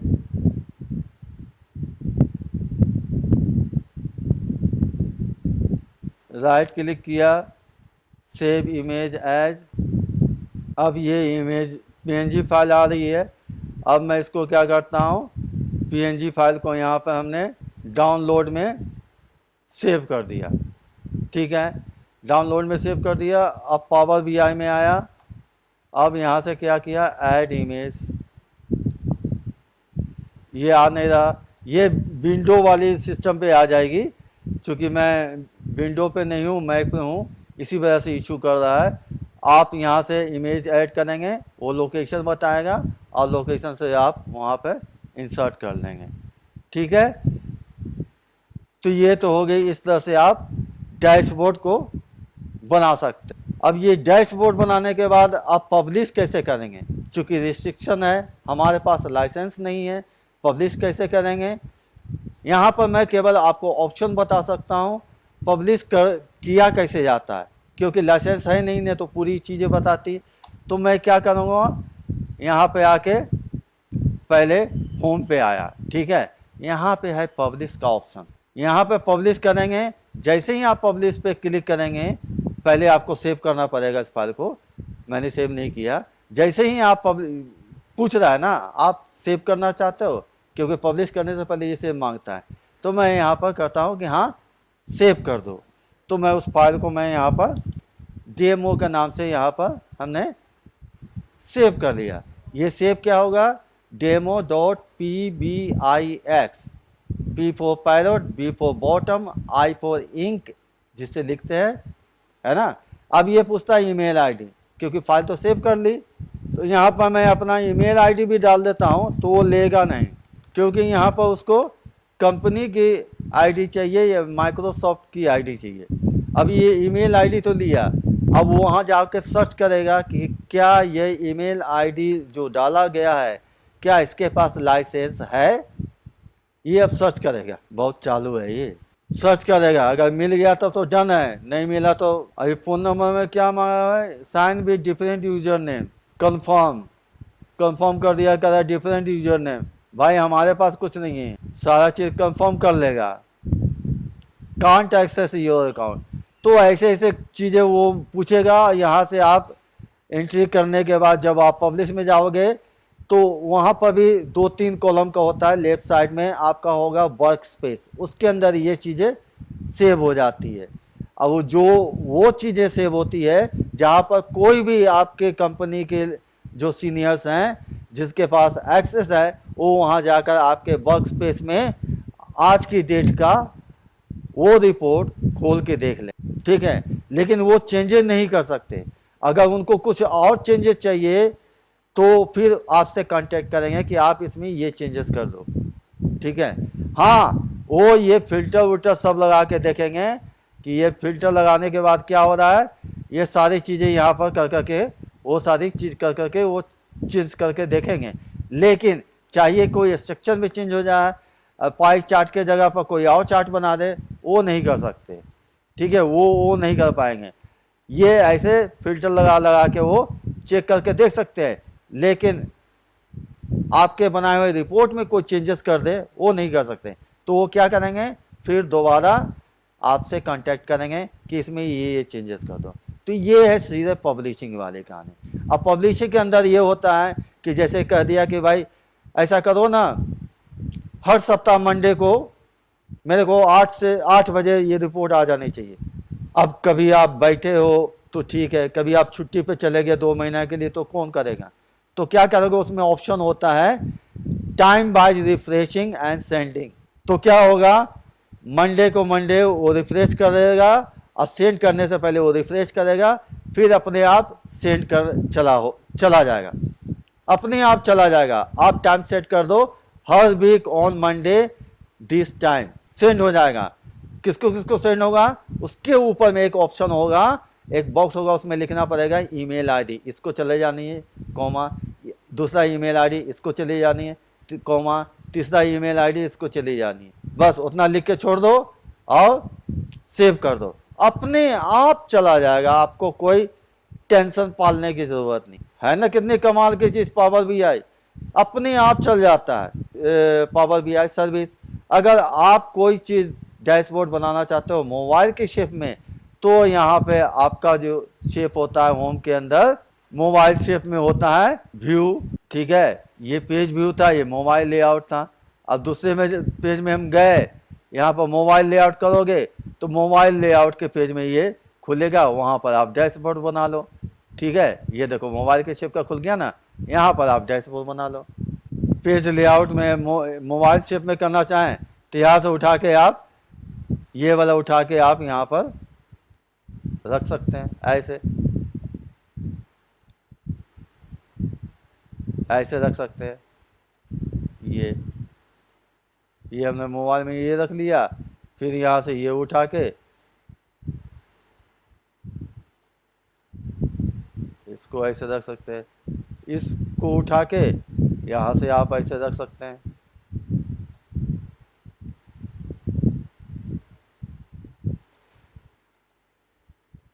तो ये तो हो गया मोबाइल व्यू। ऐसे करके आप मोबाइल पे भी आप डैशबोर्ड सेट कर सकते हैं। तभी लोग क्या करते हैं, मैनेजर लोग मोबाइल खोलते हैं, उस पर डैशबोर्ड देखते हैं, ठीक है।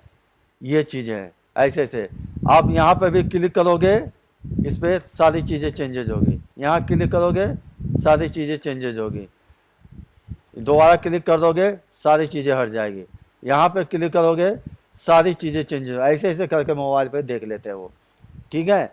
अब हम आते हैं पेज 1 पे। डेस्कटॉप वाले व्यू पे आ गए, ये तो मोबाइल वाले व्यू पे थे, डेस्कटॉप वाले व्यू पे आ गए। ये देखिए यहाँ पर चेंजेस हो रखी है ना सारी चीज़ें, तो ऐसे चेंजेस हो जाएंगे। अब इसको आप दूसरे कलर में भी कर सकते हो, तो उसके लिए ये व्यू है, यहाँ से व्यू से आप कोई भी चीज़ें चेंज कर सकते हो। ये हमने ब्लैक व्यू लगा दिया, ये रिपोर्ट इस तरह की बन जाएगी, ठीक है। इसको हटा दिया, ये व्यू सेलेक्ट कर लिया, इस तरह की रिपोर्ट बन जाएगी। कोई भी व्यू आप सेलेक्ट कर सकते हो, इस तरह का सेलेक्ट कर लो, ये व्यू इस तरह से रिपोर्ट बन जाएगी। कोई भी सेलेक्ट कर लो आप, ये ब्लू वाली सेलेक्ट कर लो, इस तरह से रिपोर्ट बन जाएगी। तो कहने का मतलब आप जिस तरह से करना चाहो, जैसे इंटरेक्टिव करना चाहो, जिस वजह से बनाना चाहो, जैसे मर्जी आप दिखाना चाहो, ताकि आपका डैशबोर्ड प्रोफेशनल लगे। लुक कितना बढ़िया प्रोफेशनल लग रहा है। तो इस वजह से इस तरह से जो है आप मोबाइल व्यू पे भी बना सकते हो। आप देखियो मोबाइल व्यू पे आप देख सकते हो कि हमने कैसे बनाया। मोबाइल वाले पे जाते हैं, ये सारी चीज़ें आ गई, मोबाइल पे देख सकते हो। और डेस्कटॉप व्यू पे, तो ये डेस्कटॉप वाली अब यहाँ पर आइकन जो है ना, 2 चीज़ें आ गई। डेस्कटॉप वाली अब आइकन सेलेक्ट करोगे तो डेस्कटॉप व्यू पे यहाँ पर आप देख सकते हो। तो ये हो गई पूरी की पूरी सेल्स डैश। तो आपने देखा पावर बीआई की पूरी कहानी, कितना इंटरेक्टिव और अट्रैक्टिव डैशबोर्ड बनाया हमने। पावर बीआई सर्विस की सारी कहानी समझ ली, लेकिन लाइसेंस न होने की वजह से हम उस पर प्रैक्टिकल डेमो नहीं कर पाए। लेकिन कोई बात नहीं, पावर बीआई डेस्कटॉप तो हमने आज पूरी पढ़ ली। अगर आपको ये वीडियो अच्छे लगे तो अपने दोस्तों के बीच में भी शेयर कीजिए, और सब्सक्राइब बटन जो है ना, सब्सक्राइब का बटन जो लिखा हुआ है उसको टन से बजा दीजिए, है ना, आवाज़ आई। और जुड़े रहिए हमारे चैनल के साथ अगले नए वीडियो तक, क्योंकि हम यहाँ पर जो भी बात करेंगे बच्चों की तरह आपको सिखा कर छोड़ेंगे। मेरा भी मन लगता है, हाँ, मेरे लिए थोड़ी सी कमेंट जरूर दीजिए। और आपको ये वीडियो कैसे अच्छी लगी, किस पॉइंट ऑफ व्यू से अच्छी लगी, कौन कौन सा पार्ट इस वीडियो का अच्छा लगा, कमेंट जरूर डालिएगा। अगर कोई हमारे में कमी है उसके बारे में भी कमेंट डालिए, ताकि हम उस पर काम करें। मुझे अच्छा नहीं लगता केवल आप ही सीखो, मैं भी सीखूंगा, आप मुझे सिखाओ। Bye bye.